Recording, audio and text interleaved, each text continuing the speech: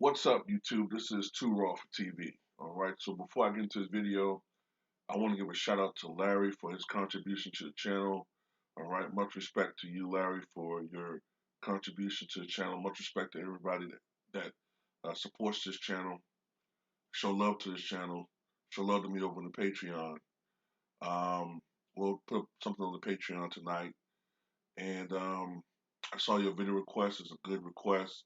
I think I'll put it over on the Patreon. So you know what I'm saying? Much respect to you, Larry. Much respect to everybody that contributes to this channel. So I want to go ahead, now that the NBA season is going to start tomorrow, I want to go ahead and knock out some more of these top 10 by position videos. So at number 8, I have Scottie Pippen. All right. Last time I had Scottie Pippen at number 7, so he goes down one spot. Still a top 50 all-time player. Of course, Scottie Pippen was the teammate and sidekick of Michael Jordan on those 6 NBA championship teams. You know, that's what he's primarily known for. He was known for his all around play and for his, you know, GOAT level defense at the small forward position. Um, this is the thing about Scottie Pippen. Scottie Pippen is one of those paradoxes, man. There are some people who grossly exaggerate and overrate him, and then there are some people who grossly and shamelessly underrate him. Got to be kind of fair with Scotty. Is Scotty a top 5 or top 10 all time player? Hell no. Is Scottie Pippen like a bum and not even top 100? Hell no. I have him in the lower portion of top 50, somewhere 35 to 40. You know, maybe with updates, maybe pushing around the 40 mark. That's about right for Scotty. You know, I do believe without Scottie Pippen, Michael Jordan would have won none of those championships. But then again, the same thing can be said of, Magic Johnson without Kareem Abdul-Jabbar. Um, the same thing can be said with Kareem without Magic or Oscar. The same thing can be said about Bill Russell without Bob Cousy or later on John Havlicek. The same can be said with Larry Bird not having Robert Parrish. The same thing can be said of LeBron James not having Dwayne Wade or Irving or Davis. You have to have another great player at least to win a championship. At the same time, I do believe that playing with individuals like Michael Jordan and a little earlier Charles Oakley, later on maybe a guy like Bill Cartwright, for wisdom, it helped Scottie Pippen tremendously. I don't believe in another environment Scottie Pippen would have been the guy that he was. Playing with Michael Jordan, a guy who also maximized his potential. Because, like I said before in my other video about Jordan, even though Jordan was highly touted, he was not expected to be what he was. He was expected to be an all-star level player, not an iconic legend. Scottie Pippen would have been a pretty talented player, I think, anywhere else. I think he would have been somewhat better than a Stacey Augmon or something like that, better scorer. Uh, you know, I think he'd have been something like on that level, maybe a little bit better. But the player that he was, no, no, I don't think he would have been had he not played with Michael Jordan. But Scottie Pippen was a 6-time NBA champion, 9 times first team All Defense, multiple All Star. You know, um, and there were some years that he didn't make the All Star team that you can argue that he should have been on the All Star team. Scotty was, of course, part of 2 Olympic teams, the 1992 Dream Team, and he was also part of the 1996 Olympic team, which is one of the great teams of all time in its own right. But Scottie Pippen came from humble beginnings. He came from Hamburg, Arkansas. He was born in 1965, but he came from a huge family. Um, Scottie Pippen grew up with a lot of uh, problems. I'll say like problems, like poverty. Um, he was not a person that came from wealth or even you know adequate means. I think his family was pretty poor, and unfortunately, at an early age, he had to deal with the task that most people have to deal with older. That's taking care of a sick relative.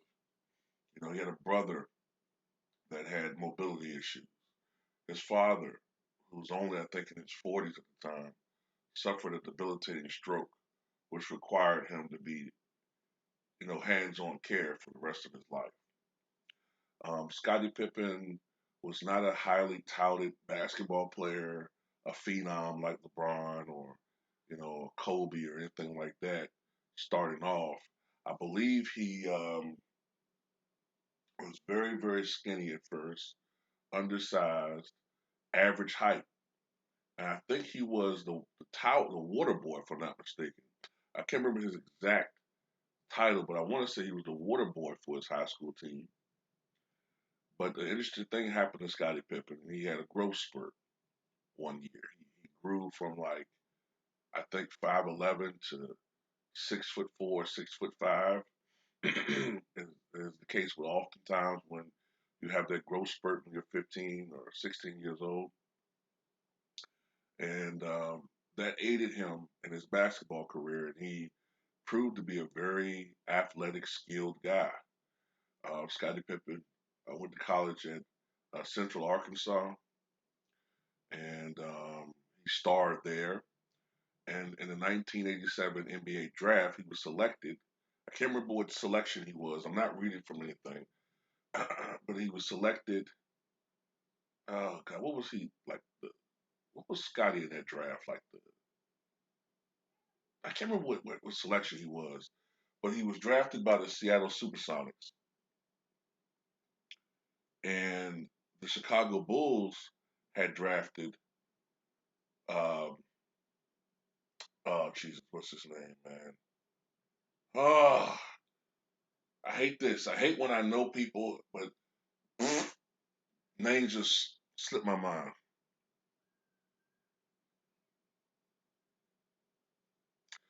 Oh boy. Anyway, we all know the story.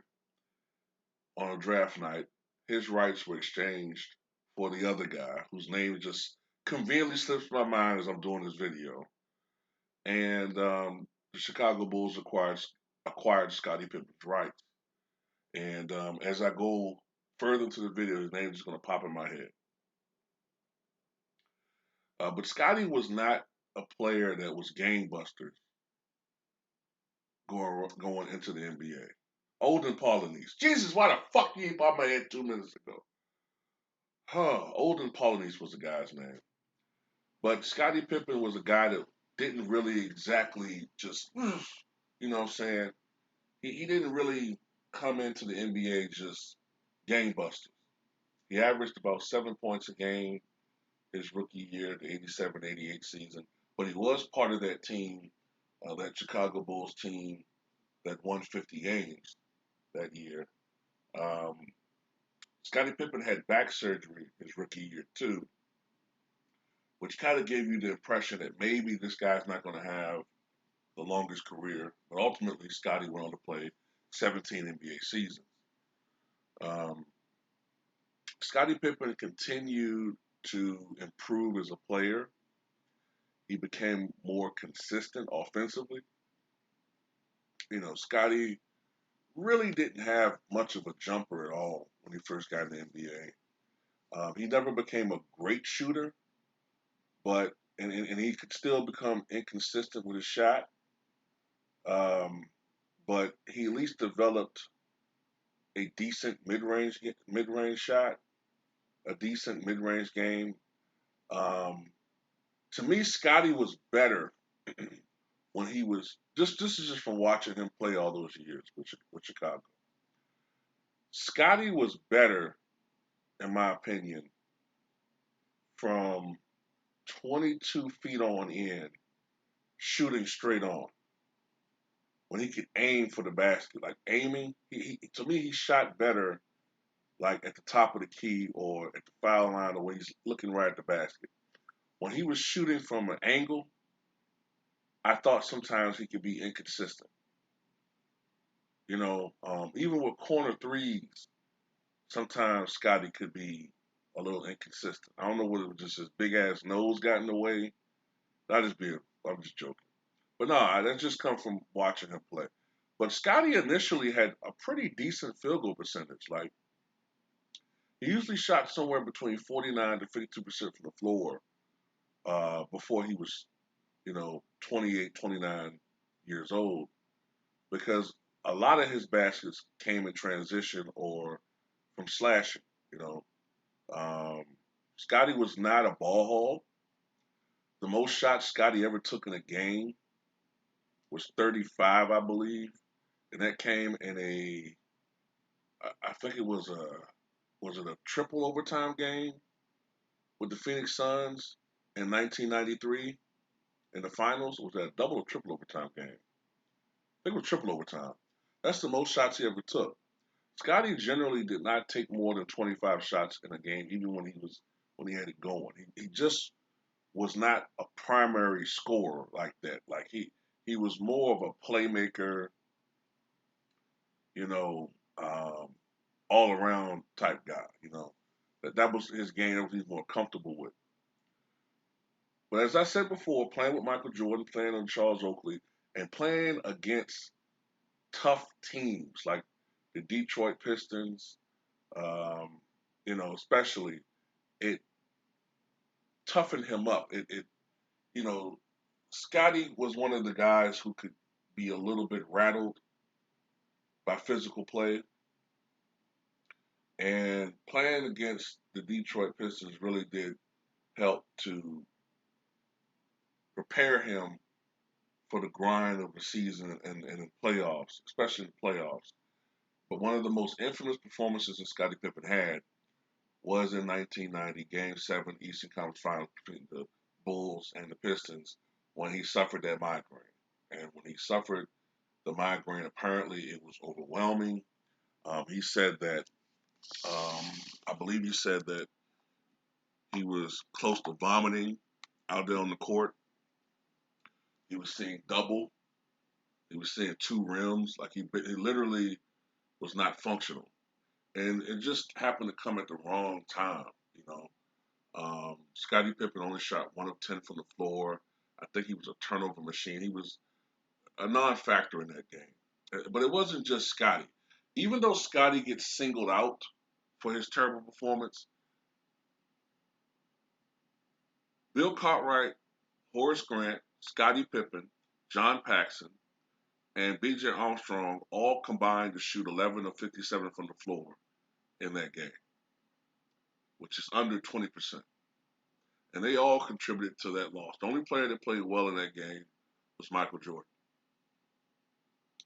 Um, so Scotty was really criticized by Chicago media for being a guy that you just couldn't depend on in the clutch. You couldn't depend on him in closeout situations, which he'll make up for the very next season, by the way. 1990-91 will be the breakout year for Scotty. He was an all-star in 89-90, but he wasn't in 90-91, even though I think that, arguably 90-91 was a better season for him. But 90-91, he had one particular game where I think it was against the Charlotte Hornets. He scored what was then a career high of 43 points on 16 of 17 shooting from the floor. That game might be on YouTube. It probably is. That was his career high for many years until he scored 47 points against the Denver Nuggets during the 96-97 season. That will remain his career high. Like I said, Scotty Not a guy that shot the ball. I think in that game, Scotty was like, I think he shot like 19, 17 or 28 or something like that from the floor. But back to Scotty Pippen in 1991. That was the year the Chicago Bulls won 61 games. That was when Scottie Pippen showed more consistency, more toughness, more grit, and maturity. And it's that maturity and mental fortitude that he showed that season going into their playoffs, in particular when they played the Detroit Pistons in the Eastern Conference Finals. That was a different Scottie Pippen. That was a Scottie Pippen that wasn't going to be punked. This was a Scottie Pippen that didn't have any, you know, um, any type of uh, ailments that got in the way of his performance. And they blew through the Detroit Pistons 4 games to none. And they had an easy time of it, despite dropping the first game against the Lakers. They had an easy time of it in their finals, winning 4 games to 1. And it was Scottie Pippen, not Michael Jordan, who was a high scorer in Game 5 with 32 points. The next season, the 91-92 season, I think that's the year that Scotty averaged over 20 points a game. I think it was 21 points a game for the Chicago Bulls. And that was, at the time, his finest NBA season. The Bulls won 67 games that year. For a while, they flirted with 70. And some people will tell you that they think that the 92 Bulls, not the 96 Bulls, was the best Bulls team. And I can see that because both Scotty and Mike were in their primes, and the bench was still pretty strong. Um, Horace Grant was playing like a near all star at that time, and the dissension between the players that started in '93 and onward wasn't quite there yet. They had their issues, of course, but the real dissension that can occur over time, uh, it wasn't quite there yet. And the Bulls repeated. And Scottie Pippen was making a name for himself as one of the best players in the NBA. One of the titles that Scottie got throughout the 1990s, some people agree with it, a lot of people did not. This is what you will often hear in the 1990s, and Bulls fans know what I'm talking about. You would often hear Huey Brown or some of the commentators or some of the experts or so-called writers refer to Jordan and Pippen as, well, you got Jordan, the best player ever, and then you have Scottie Pippen, the best all-around player in the league. That was a excuse me, that's a tag that you often heard. Was it true? I don't know. I don't know if he was the best all-around player in the league. I get what they were saying. That's why a lot of ways Scottie Pippen was a precursor to a Grant Hill, who was a precursor to a LeBron James. A guy that can rebound, pass. This is the thing though. When they said Scotty was all around, they were talking about the fact that he was a pretty good rebounder for his size. He was a great passer, a really good passer, I'll say at least, for his size. He was a decent scorer for his size. On the defensive end, he was a beast. So, the only real weakness that Scotty had was his outside shooting. Over the course of his career, he got marginally better, but he was never a great outside shooter. He was, to me, a little bit more. He was a rhythm shooter. Scotty could have games where he could pull up from 27 feet and knock down 3 in a row. And he can have some games where he's hugging that fucking 3-point line and he'll go 0 for 6. But Scotty was more of a rhythm shooter. And he also loved to use the bank shot too. He was one of the last guys to utilize the bank. We don't really see that anymore. Um, 92, 93, more the same. Pippen and Jordan were a tandem by then. At that time, they were being seen as one of the great duos in NBA history. Being compared to other great duos, Dumars and Isaiah, Magic and Captain, Elgin Hayes and Wes Unseld, who you seldom hear anymore. They were being compared to all these other guys. And that year they did something that hadn't been done in 27 years. And since the 66 Celtics, that was three-peat. And they did that against the Phoenix Suns, a team that was actually favored to win the NBA Finals. But then the unthinkable happened. The unthinkable happened. After the death of his father, after a very tumultuous 92-93 season with accusations of, gambling and other issues with Jordan, Jordan retired. It was stunning. It came about a month before the season began, just as training camp was about to begin. And now, all of a sudden, it's Scottie Pippen's team. And many people thought that the Bulls weren't going to make the playoffs. They're going to be the worst team in the NBA without Mike. But what these so-called experts weren't banking on was the fact that you have one of the great coaches of all time in Phil Jackson. And that outside of Scottie Pippen and Horace Grant and a few others, and John Paxson, this was a totally different team. The weakness of the bench in 93 had been showing up. Now you have a lot of guys who are coming in who are going to be part of those three-peat teams. They're younger, they're stronger, they're fresher. In comes Steve Kerr, in comes a Judd Bushler, in comes, finally, after acquiring his rights in 1990, I believe, here comes Tony Kukoc. Here comes, Pete Myers, who was obviously not going to replace Jordan's 32 points a game, but he was a decent defensive player. He could maybe try to get close to what Jordan was doing on the defensive end. But Scottie Pippen stepped up. Now, Scottie Pippen missed the first 10 games, I think, due to injury. But Scottie Pippen had one hell of a season. Now, he didn't score like I thought he was going to score, but he gave you 22 points. He gave you 7 to 8 rebounds. He gave you 5.5, 6 assists. He was giving you great defense, being amongst the leaders in steals, And Scottie had a tremendous season, and that helped to catapult the Bulls to a shocking 55 wins. A lot of those games were very close. The Bulls easily could have only gone something like 45 and 37, but some of those um, wins came from just their defense. They slowed the pace down, knowing that they weren't the same team, but they were a really good defensive team. And they took the New York Knicks to the limit in the semis. That series could have been a 4-0 sweep by New York, but they took them to the limit. And it took a while for New York to pull away from Chicago in that Game 7. But that playoff was not without its issues, nor that season without its issues with Scottie. There was a situation where Scottie got caught with a gun at the airport that made news. And then, of course, the big issue was Scottie Pippen sitting out the last play, and I believe it was Game 2 of that series.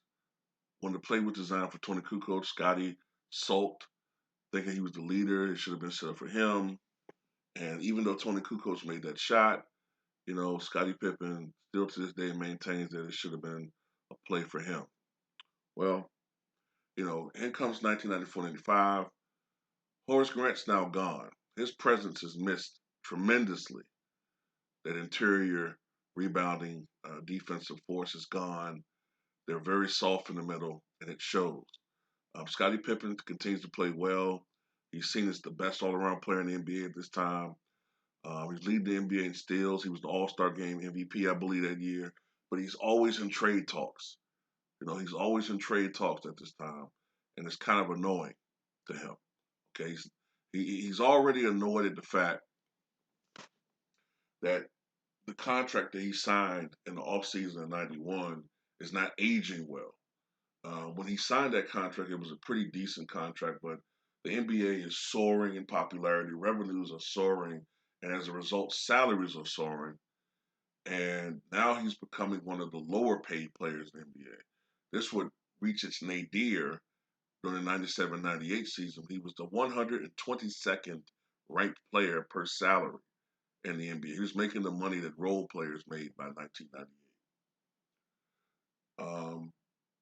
But the Bulls were struggling. At one point in time, I think in February of 95, they were under 500. The baseball strike hits, uh, the major leagues in August of 94, continues in 95. Michael Jordan returns to basketball. And it's like a breath of fresh air for Scottie Pippen because now he's back in that role that he's accustomed to. Now he sees it's not always so rosy being the perceived leader of a franchise. It's not just all accolades, there's a lot of pressure involved too. Scotty, I think, is just naturally better at being part of an ensemble. I think he shines better when he's part of an ensemble rather than the pressure of him being a leader. He not saying that he's a bait or anything like that. Well, I don't know. Then again, I look at his personal life. I don't want to get into that in this video, but maybe he is. But over the next couple of years, Michael Jordan and the Chicago Bulls, with Scottie Pippen, of course, would win 3 more titles. But sadly, Scottie Pippen would slowly diminish as a player. The beginning of the 95-96 season, Scottie was playing unbelievable basketball. But then he hurts his back. I think it was in January of 96. And over the course of the next two and a half years, Scottie Pippen slowly diminishes as a player. He slowly begins to lose some of his explosiveness. He's becoming more of a jump shooter.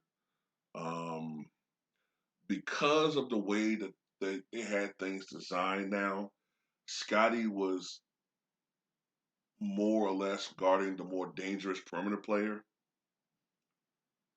while Michael was reserving more of his energy on offense. He would more than likely guard the less dangerous offensive player on the team, the perimeter. Although there were times that he would, you know, in situations throughout the game, guard that guy. But this was designed to keep Michael fresher. Michael was older. He needed more energy to have on offensive end. But with Scotty doing that, it affected his defense. As a stupid little kid back then, a teenager, snot-nosed fuck, I didn't realize that. And I was always asking, why the fuck is Scotty shooting so bad? Why is Scotty shooting so bad? Well, because he's fucking drained. He's getting old, you know. But during the playoffs, especially, it affected him. There were many series where Scotty really was struggling with his shot. Um, Fortunately, other players made up for when Scotty might be struggling. And usually on the defensive end, Scotty kind of made up for whatever failings he had offensively in maybe some games.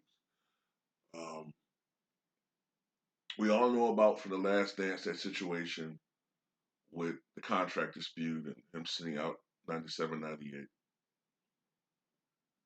I don't think I need to really rehash that because we've all seen that.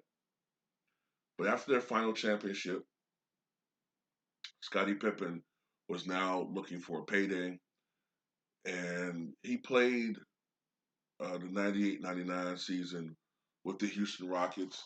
Many people don't remember that season because it was uh, uh, damn near an unmitigated disaster for Scottie. He did not play well. And part of that was the fact that Scottie Pippen was no longer the same guy. You know, he wasn't the same player that he was in his early to mid '90s heyday. He was diminishing as a player, and he also didn't get along apparently with Charles Barkley and some other teammates. And they thought that Scottie Pippen had this arrogant attitude about himself. Next couple of years, he played with Portland, and with Portland, he made it all the way. Well, they made it all the way to Game 7 of the 2000 Western Conference Finals, and they almost had it, man. They almost had it. They had it in the bag, man. I remember watching that game. They were up by 15 points going into the fourth quarter, which in those days was usually an insurmountable lead. But that's another thing that can go against Scottie Pippen. The way that he didn't really show leadership in that situation. You know, which is what he was signed up for. But it is what it is. And over the next couple of years, Scottie Pippen would just continue to deteriorate as a player. Um, he came back to Chicago 2003, 2004 season to end his career, but he was at that time just done. He was a shell of himself. And after the 2004 season, Scottie Pippen called it quits. Scottie Pippen was listed as 6'8", but he was really about 6'7". When he came into the NBA, he was about 205 pounds.